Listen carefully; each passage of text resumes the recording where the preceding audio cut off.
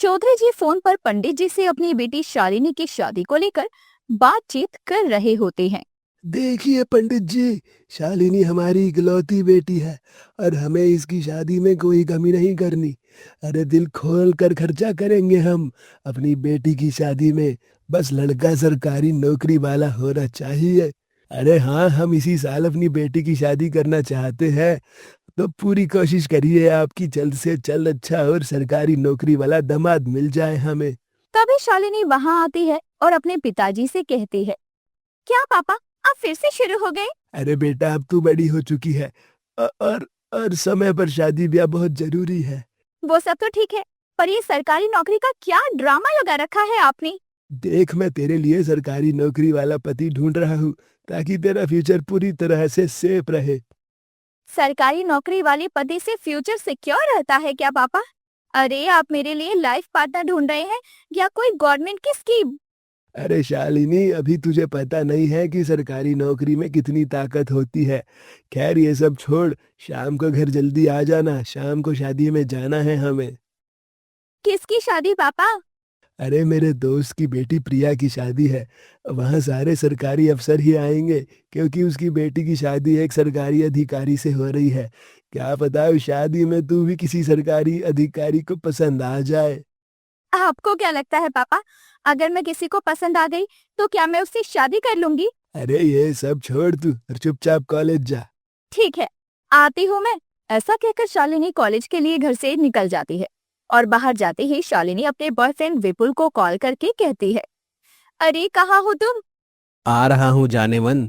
जल्दी आओ विपुल, मुझे लेट हो रहा है।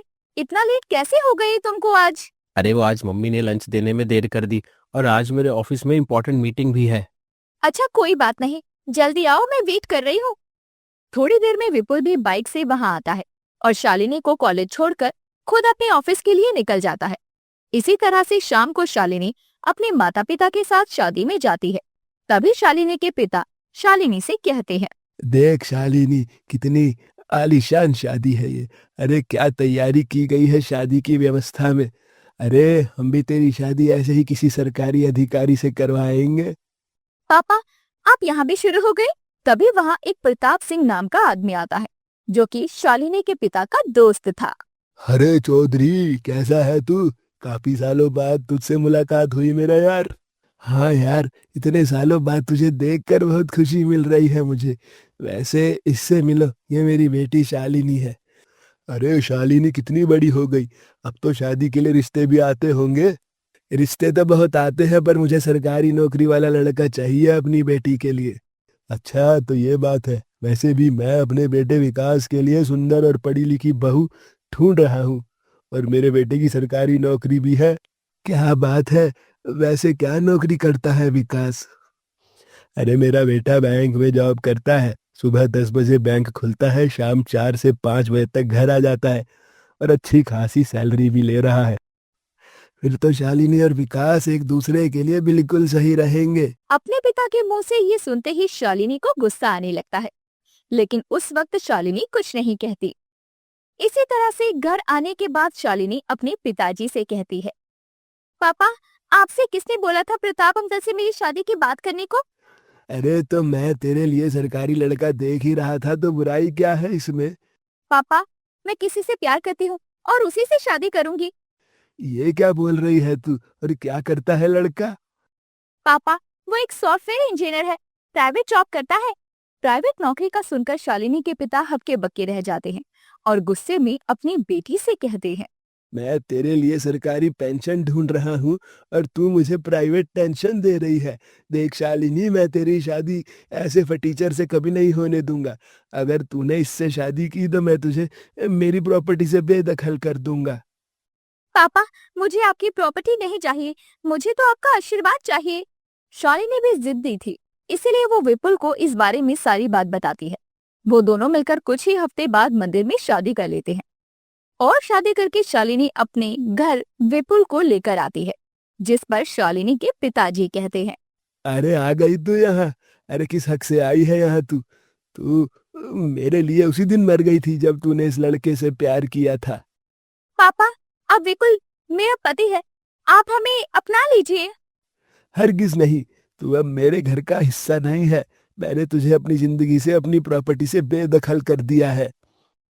शालिनी के पिता गुस्से में शालिनी को अपनी प्रॉपर्टी से बेदखल कर देते हैं और उसे हमेशा हमेशा के लिए घर से निकाल देते हैं। जिसके बाद विपुल शालिनी को लेकर अपने घर आ जाता है और वो दोनों हंसी खुशी अपने एक नए जीवन की शुरुआत करते हैं। इसी तरह से एक दिन शालिनी के पिता अपनी गाड़ी से कहीं जा रहे थे। तभी उनकी नजर अपने दोस्त की बेटी प्रिया पर जाती है, जो कि रोड के साइड में खड़ी होकर ऑटो का वेट कर रही थी। अरे ये तो प्रिया है, इसकी शादी में तो हम सब गए थे। और ये इस लड़की ने क्या हाल बना लिया है अपना। अरे कौन कहेगा कि ये सरकारी नौकरी वाले की बीवी है। शालिनी के पिता तुरंत अपनी गाड़ी प्रिया की ओर मोड़ते हैं और प्रिया के पास जाते हैं। अरे प्रिया बेटा, नमस्ते अंकल। बेटा तुम यहाँ क्या कर रही हो? जी वो मैं यही रहती हूँ मम्मी पापा के साथ। पर क्यों बेटा? क्या बताऊं अंकल जी, जिसके पास जितना है उसे उतनी ही कमी लगती है। शादी के बाद एक भी दिन ऐसा नहीं था जिस दिन मैं रोई नहीं। पति की सरकारी नौकरी थी इसलिए शादी हो गई, पर उसके अंदर मेरे लिए प्यार और इज्जत तो थी ही नहीं। फिर ऐसी सरकारी नौकरी का क्या फायदा जो मुझे खुशी भी ना दे। बेटा अपने पति से बात करो, उसे समझाओ। अंकल जी अब तो मेरा डाइवोर्स हो चुका है और मैं अपने रास्ते हूँ और वो अपने रास्ते। प्रिया की दुख भरी कहानी सुनकर शालिनी के पिता को बहुत दुख पहुंचता है। इसलिए वो प्रिया को उसके घर छोड़कर शालिनी को बिना बताए उसके घर चले जाते हैं और घर जाकर शालिनी के पिता देखते हैं कि शालिनी की सास बबीता रसोई में पकोड़े बना रही थी और शालिनी आराम से बैठकर पकोड़े खा रही थी। शालिनी बेटा। पापा आप अचानक से, आप नहीं जानते पापा, आपको इतने टाइम बाद देखकर मैं कितनी ज्यादा खुश हुई हूँ। मैं खुद बेटा। अच्छा शालिनी, तू यहाँ खुश तो है ना? खुश, बहुत खुश हूँ पापा। विपुल और उसकी फैमिली बहुत अच्छी है, मुझे बेटी की तरह प्यार करते हैं सब लोग। तभी शालिनी की सास वहाँ आती है। कौन है बेटा शालिनी? मम्मी ये मेरे पापा है। अरे भाई साहब आप आइए बैठिए। शालिनी तू अपने पापा से बात कर, मैं चाय नाश्ते का इंतजाम करती हूँ। बेटा तुझे यहाँ खुश देखकर मुझे बहुत अच्छा लग रहा है और मुझे समझ आ गया कि सरकारी नौकरी के पीछे भागने से अच्छा है कि अपनी बेटी के लिए एक अच्छा जीवन साथी ढूंढो। अपनी बेटी को ससुराल में खुश देखकर शालिनी के पिता की आंखों में आंसू आ जाते हैं और उनको समझ आ जाता है कि सरकारी दामाद ढूंढने से बेहतर है कि अपनी बेटी के लिए एक ऐसा जीवन साथी ढूंढो जो उसे हर हाल में खुश रखना चाहे। गरीब घर की होने के कारण निशा के ससुराल वाले उसे पसंद नहीं करते थे। वो कितना भी अच्छा काम कर ले, लेकिन वो लोग कोई ना कोई कमी निकाल ही देते और उसे सुनाने लगते। अपने ससुराल वालों से इस बर्ताव से वो बहुत परेशान थी। एक दिन सबके लिए खाना बनाकर आती है, लेकिन जैसे ही उसकी सास निर्मला खाने का निवाला मुंह में डालती है, छी छी, ये क्या सड़ा हुआ खाना बनाया है? ऐसा बेस्वाद खाना तो हमारे घर के नौकर भी नहीं खाते, तो हम कैसे खा सकते हैं? क्या हुआ माँ जी, खाना अच्छा नहीं बना है क्या? कोई कमी रह गई है तो बता दीजिए, मैं ठीक कर दूंगी। रहने दे बहू, इतना टाइम हो गया है तुझे इस घर में आए हुए, आज तक जब तू हमारी पसंद का खाना ही नहीं बना पाई तो तू क्या करेगी? नहीं माँ जी, बता दीजिए आपको क्या खाने का मन है, मैं वही बना दूंगी। नहीं बहू, रहने दे। तू हमारी पसंद की चीजें कभी नहीं कर सकती, क्योंकि तेरी पसंद और हमारी पसंद में बहुत अंतर है। तू गरीब घर की लड़की है तो तू क्या जाने हमारी पसंद। निर्मला इतना कहकर वहाँ से चली जाती है और निशा का बनाया हुआ सारा खाना धरा का धरा रह जाता है। वो अपने सर पर हाथ रखे डाइनिंग टेबल पर बैठी होती है, तभी उसकी पड़ोसन कमला वहाँ आती है। क्या हुआ बहू, सुबह सुबह तू ऐसे सर पर हाथ रख कर क्यों बैठी हुई है? ऐसे नहीं बैठा जाता है। क्या करूँ आंटी जी, अब बर्दाश्त नहीं होता है, बहुत परेशान हो गई हूँ मैं अपने ससुराल वालों से। लगता है आज फिर सुबह सुबह तेरी सास ने तुझे सुना दिया है। बहू मैं तो बोलती हूँ तू जल्दी जा अपने मायके छोड़कर इन लोगों को, तब पता चलेगा इनको तेरी कदर। आंटी जी मेरे परिवार वाले बहुत परेशान थे मेरी शादी के लिए। मेरी शादी के बाद ही उन्हें शांति मिली है थोड़ी सी, और अब वहाँ जाकर मैं उन्हें और परेशान नहीं करना चाहती हूँ। तो फिर क्या करेगी? पूरी जिंदगी ऐसे ही अपने ससुराल वालों के ताने सुनती रहेगी क्या? जाने दीजिए आंटी जी, बात का बाद में देखेंगे। अब आप बताइए कि आपका कैसे आना हुआ यहाँ? कोई खास काम नहीं था बहू, मुझे थोड़ी दही चाहिए थी। मेरे बेटे को दही बहुत पसंद है ना, उसके बिना वो खाना ही नहीं खाता है। और कल रात में मैं जमाना ही भूल गई थी। क्या करे, गर्मी ही इतनी ज्यादा है। कोई बात नहीं, आप बैठिए, मैं अभी दही लेकर आती हूँ। निशा इतना कहकर रसोई में जाती है और कमला के लिए एक कटोरी में दही लेकर आती है। कुछ देर बाद कमला वहाँ से चली जाती है और निशा अपने घर के कामों में लग जाती है। समय बीतता है। तभी एक दिन निशा का पति समीर अपने साथ एक ज्योति नाम की लड़की को लेकर घर आता है और अपनी माँ से मिलवाता है। माँ, इससे मिलिए, ये ज्योति है, मेरे साथ ऑफिस में काम करती है। मैं इसको बहुत पसंद करता हूँ। ये तो बहुत अच्छी बात है। तेरी पसंद ही मेरी पसंद है। अगर तेरी खुशी इस लड़की के साथ रहने में है तो मैं तुझे मना नहीं करूंगी। तू जब चाहे इससे शादी कर सकता है, मैं तेरे साथ हूँ। आप सच बोल रही हैं माँ? आपको कोई परेशानी तो नहीं है ना? नहीं बेटा, मुझे कोई परेशानी नहीं है। लेकिन माँ, अगर मैं इससे शादी कर लूंगा तो निशा का क्या होगा? वो कहाँ जाएगी? कहीं नहीं जाएगी, यही एक नौकरानी बनकर रहेगी। इसके अलावा वो और कुछ बनने लायक भी नहीं है। ये आपने सही कहा माँ, इसी बहाने मेरी ज्योति को कोई काम भी नहीं करना पड़ेगा। हाँ माँ जी, ये ठीक रहेगा। मैं बहुत खुश हूँ इस घर में आकर। बस जल्दी से आप मेरी और समीर की शादी करवा दीजिए ताकि मुझे रेंट के घर में रहना ना पड़े। तुम्हें रेंट के घर में रहने की क्या जरूरत है? इतना बड़ा घर है और शादी भी तुम्हारी होनी ही है। तुम एक काम करो, यहीं रहो अभी से समीर के साथ। अपने पति और सास की सारी बातें कुछ दूर खड़ी निशा सुन रही थी, जिसे सुनकर वो बहुत उदास हो जाती है और वो चुपचाप अपने कमरे में जाकर रोने लगती है। भगवान, आखिर मैंने ऐसे कौन से बुरे कर्म किए थे जिसकी आप मुझे इतनी बड़ी सजा दे रहे हैं। मेरे ससुराल में कोई मुझे पसंद नहीं करता है। मेरा पति दूसरी शादी करने की सोच रहा है। ये सब देखने से अच्छा मैं मर ही जाती। निशा अपने कमरे में बैठी रो ही रही होती है। तभी उसकी पड़ोसन कमला अपने कमरे की बालकनी में आती है, जहाँ से उसे निशा का कमरा साफ दिखाई देता है। उसे रोते देख वो उसे आवाज लगाती है। निशा बहू, ओ निशा बहू, इधर देख मेरी तरफ। तू रो रही है क्या? ये आवाज कहाँ से आ रही है? अरे बहू, इधर उधर क्या नजरें घुमा रही है? बालकनी की तरफ देख, मैं कमला आंटी बोल रही हूँ। क्या हुआ आंटी जी? आप घर पर आ जाती, कोई काम था तो। ऐसे बालकनी से आवाज देने की क्या जरूरत थी? सभी लोग देख रहे हैं हमारी तरफ। बहू, क्या करती मैंने तुझे रोते देखा तो मुझसे रहा नहीं गया। बता ना क्या बात है? क्या बताऊं आंटी जी, अब तो हद पार हो गई है। मेरे पति दूसरी शादी करने की सोच रहे हैं। मेरी सौतन को आज से ही घर में बैठा दिया है। अब बर्दाश्त नहीं हो रहा है आंटी जी। बहू, आज शाम को तू मार्केट के बहाने मेरे साथ चल, शायद तेरी सारी परेशानी खत्म हो जाए। अब तू जा, वरना अगर तेरी सास ने देखा तो बिना बात के बवाल करेगी। कमला की बात सुनकर निशा कमरे के अंदर चली जाती है और शाम को कमला उसे लेकर एक बाबा के पास जाती है, जो निशा को एक बोतल में पानी झाड़ कर देता है, जिसे लेकर वो चुपचाप घर आने लगती है। तभी निशा आधे रास्ते में रुक जाती है। क्या हुआ बहू, तू ऐसे बीच रास्ते में ही क्यों रुक गई है? जल्दी घर चल। आंटी जी, ये सब क्या हो गया? मुझे तो कुछ समझ नहीं आ रहा। ये कैसा पानी है? बहू, ये बाबा का आशीर्वाद है। जैसे हमें नजर लगी होती है तो झड़ने से ठीक हो जाती है, वैसे ही जल का शरबत बनाकर पीने से धीरे धीरे मन की कड़वाहट भी दूर होने लगती है। लोग इन बाबा को बहुत मानते हैं। आंटी जी, मैं इन सब चीजों पर विश्वास नहीं करती हूँ। ऐसा कुछ नहीं होता है। विश्वास तो मुझे भी नहीं है, लेकिन कोशिश करने में क्या जाता है। दुआ बद्दुआ पर तो भरोसा है, शायद तेरे जीवन की परेशानी हल हो जाए। कमला की बात सुनकर निशा वो जल लेकर अपने घर चली जाती है और अगले दिन उसका शरबत बनाकर और अपने सभी घर वालों को लाकर देती है। ये क्या बहू, तू सबके लिए शरबत क्यों बनाकर लाई है? हमने तो तुझसे शरबत नहीं मांगा था।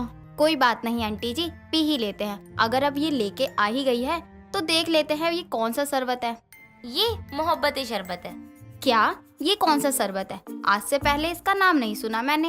अरे मेरा मतलब है कि वैसे ये शरबत नींबू और चीनी का है, लेकिन मैंने आप लोगों के लिए बड़े प्यार से बनाया है, इसीलिए इसका नाम मोहब्बत शरबत रखा है। निशा की बात सुनकर सभी हंसने लगते हैं और इस बात से अनजान कि वो साधारण जल का शरबत नहीं बल्कि बाबा के दिए हुए जल का शरबत है। सभी उस शरबत को बड़े प्यार से पी लेते हैं। समय बीतता है और समय के साथ धीरे धीरे सभी निशा की बात सुनने लगते हैं। ये सब देख निशा मन ही मन बहुत खुशी होती है। तभी एक दिन निर्मला और समीर हॉल में बैठे कमला से बातें कर रहे होते हैं।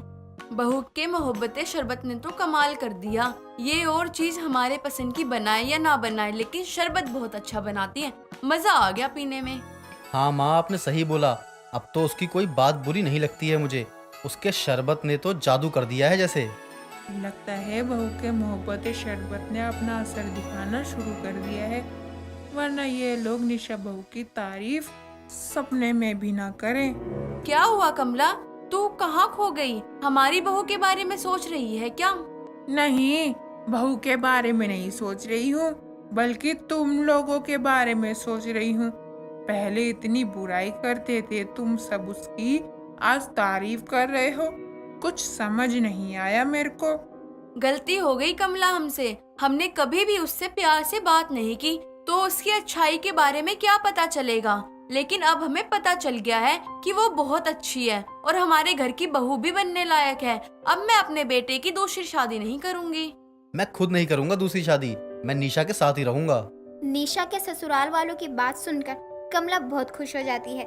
आखिर में बहू का मोहब्बत शरबत काम जो आ जाता है और उसका घर टूटने से जो बच जाता है, साथ ही उसे अपने ससुराल में मान सम्मान भी मिलने लगता है। नैना और शीला नए नए मोहल्ले में शिफ्ट हुए थे। उनके मॉडर्न पहनावे को देखकर कोई भी उनसे बात नहीं करता था। सभी घर के अंदर चले जाते थे। हमारे पड़ोसी सब कितने ही ओल्ड फैशन हैं। एक बार पूछा भी नहीं कि आप कहाँ से आए हैं, आपका नाम क्या है, कुछ भी। माँ, आपको इनके पूछने ना पूछने से क्या फर्क पड़ता है? हम आज के जनरेशन के लोग हैं। आज के जनरेशन के लोगों को इन सब चीजों से कोई फर्क नहीं पड़ता है। Just chill. यस मॉम, और अच्छा है लोग हमसे दूर रहें, बिकॉज मैं नहीं चाहता कि कोई हमारे घर में आकर भीड़ लगाए। यस मॉम, यस जी सही बोल रहे हैं। चलिए अब थोड़ा रेस्ट कर लेते हैं। इवनिंग में मार्केट भी तो जाना है घर का सामान लेने के लिए। हाँ हाँ, सही कहा बहू तुमने। ट्रैवलिंग से मैं बहुत थक गई हूँ। थोड़ी देर बाद सभी अपने रूम में चले जाते हैं और आराम करने लगते हैं। तभी शीला की सास कल्याणी का फोन आता है। कहाँ मर गए हो सभी घर वाले? इतनी देर से फोन मिला रही हूँ, कोई उठा क्यों नहीं रहा है?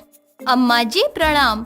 वो हम लोग सो गए थे आते ही, इसीलिए कॉल उठाने में इतना समय लग गया। मुझे पता था जाते ही पसर जाओगे, लेकिन कम से कम मुझे फोन करके तो बता दिया होता। मुझे इतनी देर से चिंता हो रही थी तुम लोग पहुंचे हो कि नहीं। ऊपर से दिल्ली का तो पता नहीं कौन से एरिया में नेटवर्क ही नहीं रहता है। 10 बार फोन मिलाया होगा, तब कहीं जाकर अब लगा है। अम्मा जी आगे से ध्यान रखूंगी, आपके फोन करने से पहले कर लूंगी। हाँ हाँ, ये सही रहेगा। और हाँ, वहाँ पहुंचकर अपने सभी आस पड़ोस वालों को दावत दे देना अपने बेटे की शादी की। इससे मोहल्ले में जान पहचान भी बढ़ जाएगी और लोगों के स्वभाव के बारे में भी पता चल जाएगा। जी अम्मा जी। शीला इतना कहकर फोन रखकर दोबारा सो जाती है। दिन बीतते हैं। तभी एक दिन बेटा, मैं सोच रही हूँ कि तुम्हारे आने की दावत दे दूं, क्योंकि अम्मा जी का फोन आया था। वो ऐसे बोल रही है। तुम लोग बताओ क्या करना चाहिए? मॉम छोड़ो ना, कौन सा दादी यहाँ देखने आ रही है, बिना बात के भीड़ मत करो। हाँ मॉम, हमें पड़ोसियों से क्या मतलब, हम अपनी लाइफ में मस्त हैं। बहू तुम्हारी सास की सास है, उन्हें सब पता होता है। और ये मत भूलो कि सब कुछ उन्हीं के नाम पर है। अगर हमने उनकी बात नहीं सुनी तो 1 मिनट में हम सब सड़क पर नजर आएंगे। हाँ मॉम, ये तो आपने सही बोला। हम आपकी बात पर रेडी हैं, लेकिन हम न्यू जनरेशन वाली सास बहू की दावत करेंगे, आपके सास के तरीके से दावत नहीं करेंगे। हाँ ठीक है, तू जैसा चाहेगी वैसा ही कर लेंगे, लेकिन पहले बता तो करना क्या है। देखिए मॉम, हमारे इतने रिश्तेदार हैं कि अगर हम उनको फोन करके इनवाइट करने बैठेंगे ना तो हफ्तों गुजर जाएंगे। इसलिए हम सबको दावत का इनविटेशन ऑनलाइन सेंड कर देंगे, जो जिससे जुड़ा होगा व्हाट्सएप, फेसबुक, इंस्टाग्राम, जो भी हो तीनों मिलाकर। नैना की बात सुनकर सभी खुश हो जाते हैं और तुरंत काम पर लग जाते हैं और थोड़ी देर में ही सबको अपने घर होने वाली दावत के बारे में बता देते हैं। जिसके बाद शीला अपनी सास कल्याणी को फोन करके कहती है, अम्मा जी, आपने जैसा कहा था मैंने घर में दावत रख दी है नैना और यश की शादी के बारे में सबको बताने के लिए, ताकि मोहल्ले वालों को हमारी थोड़ी सी जान पहचान हो जाए। हाँ, ये अच्छा किया। उनको बताया है कि नहीं? मोहल्ले में सबको दावत के बारे में बताकर बुलाया तो है ना? नहीं अम्मा जी, वो तो नहीं किया, उन्हें भी बुलाने की जरूरत है। एक तो आजकल के बच्चों को किसी चीज का ज्ञान नहीं है। अरे बिना बुलाए तुम्हारे घर में कौन आएगा दावत के लिए, ये तो बताओ तुम मुझे। भगवान ही जाने तुम न्यू जनरेशन के वाली सास बहू की दावत कैसे होगी। जाकर बोल कर आओ सभी को। जी अम्मा जी, जाती हूँ। शीला फोन रखकर अपनी सभी आस पड़ोस वालों को अपने घर की दावत में आने के लिए इनवाइट करके आती है। जिसके बाद दोनों सास बहू दावत की तैयारियों में लग जाती हैं। लेकिन दोनों में से कोई भी आस पड़ोस वालों से कोई मतलब नहीं रखती थी। इसलिए सभी पड़ोसी एक दिन उनके घर के आगे खड़े होकर आपस में बातें करते हैं। कौन कौन है जो इस घमंडी न्यू जनरेशन वाली सास बहू की दावत में जाएगा? मेरा तो बिल्कुल भी मन नहीं है इनकी दावत में जाने का। सिर्फ दावत देने आई है, उसके बाद एक बार भी हाल चाल तक नहीं पूछती। मुंबई वाली है तो क्या हुआ, मैं भी अहमदाबाद से हूँ, उनसे ज्यादा घमंड है मुझ में। बिल्कुल सही बात है, और मैं पटना से हूँ। अगर ज्यादा घमंड दिखाएगी तो बिहार में एक लैंग्वेज में गाली दूंगी कि सारा घमंड टूट जाएगा। सही बोला। वैसे चले ही जाते हैं। दोनों सास बहू अपने आप को बहुत मॉडर्न और न्यू जनरेशन की समझ रही है ना। देखते हैं कि ये मेहमानों का स्वागत कैसे करती हैं, इनकी दावत कैसी होती है, उसके बाद इन्हें बताऊंगी। सभी पड़ोसी आपस में शीला और उसकी बहू की बुराइयां कर रही होती हैं। तभी दोनों मॉडर्न ड्रेस पहने, हाथों में पर्स लिए गाड़ी में बैठकर निकल जाती हैं। ये देखकर सभी पड़ोसियों का मुंह बन जाता है और सभी अपने अपने घर के लिए निकल जाते हैं। दिन बीतते हैं और दावत का दिन आ जाता है। पूरा घर जगमगाती लाइटों से जगमगा रहा होता है। खाने में नॉनवेज होता है, पीने में वाइन और बियर। सभी छोटे छोटे कपड़े पहनकर डांस कर रहे होते हैं। जो शहर के दोस्त और रिश्तेदार होते हैं वो सब इस चीज को एंजॉय कर रहे होते हैं। लेकिन जो गांव से आए हुए होते हैं वो चुपचाप एक कोने में खड़े होते हैं। उनके सभी पड़ोसी उनके गांव के रिश्तेदारों से मिलकर उनकी बुराइयां करते हैं। तभी कल्याणी अपने साथ कुछ ब्राह्मणों को लेकर आती है। कल्याणी को देखते ही शीला और नैना के हाथों से वाइन का गिलास छूट जाता है। तभी कल्याणी बोलती है, अच्छा तो ये है तुम दोनों न्यू जनरेशन वाली सास बहू की दावत। वैसे कमी नहीं छोड़ी है इसे न्यू जनरेशन की दावत बनाने में। शर्म हया तो सब बेच खाई है तुम लोगों ने। दादी, आप यहाँ कैसे? जब मैंने आपको फोन किया था तब तो आपने आने से मना कर दिया था। अगर मना नहीं किया होता तो न्यू जनरेशन वाली सास बहू की दावत कैसे दिखती। ये मांसाहारी खाने और ये दारू शराब को दावत बोलते हो तुम लोग? ऐसी दावत होती है क्या? अम्मा जी, मैंने सोचा कि इससे लोगों को ज्यादा अच्छा लगेगा। आजकल पार्टी में यही सब होता है और लोग यही सब पसंद करते हैं। और देखिए ना, सब कितने खुश हैं, किसी को कोई शिकायत नहीं है। हाँ दादी, देखिए ना सब कितना एंजॉय कर रहे हैं। शीला और नैना की बात सुनकर सभी पड़ोसी और गुस्सा हो जाते हैं और वो बीच में ही बोल पड़ते हैं, नहीं दादी जी, हम लोग इस दावत से बिल्कुल भी खुश नहीं है। ये दावत कम और क्लब पार्टी ज्यादा लग रही है। दावत में तो शुद्ध शाकाहारी खाना बनता है। सभी को प्यार से जमीन पर बिठाकर इज्जत से अपने हाथ से परोसकर खिलाया जाता है, तोहफे दिए जाते हैं। लेकिन यहाँ तो दावत के नाम पर क्लब पार्टी चल रही है। सही कहा बहन तुमने। अम्मा जी, एक तो पहले से ही हमें यहाँ आने का मन नहीं था, क्योंकि इनका स्वभाव मिलनसार ही नहीं है। लेकिन फिर भी हमने इनकी दावत का मान रखा और चले आए। लेकिन यहाँ आकर देखा तो किसी चीज को हाथ लगाने का मन नहीं किया। देखिए, हमारे घर के बीच में आपको बोलने की कोई जरूरत नहीं है। पड़ोसी है, पड़ोसी बनकर रहिए। इतना मैनर्स तो आपको होना ही चाहिए ना कि दूसरे के मामले में नहीं पड़ना चाहिए। हमें जरूरत भी नहीं है पढ़ने की। चलो बहन। शीला की पड़ोसनें इतना कहकर वहाँ से चली जाती हैं, जिसके बाद धीरे धीरे सभी मेहमान भी चले जाते हैं और कल्याणी भी अपने साथ लाए ब्राह्मणों को लेकर वापस जाने लगती है। अम्मा जी, आप कहाँ जा रही हैं?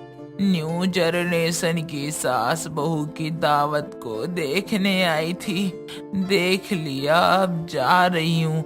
जहाँ मेरे मेहमानों की कोई इज्जत नहीं है, वहाँ मैं रुक कर क्या ही करूँगी।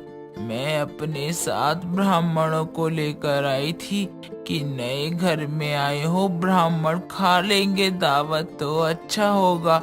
लेकिन क्या अम्मा जी, खिलाइए ना। आप कहे तो खुद परोस देती हूँ। क्या परोसोगी तुम शीला? कोई भी खाना यहाँ ब्राह्मणों के खाने लायक नहीं है। तुमसे ये उम्मीद नहीं थी।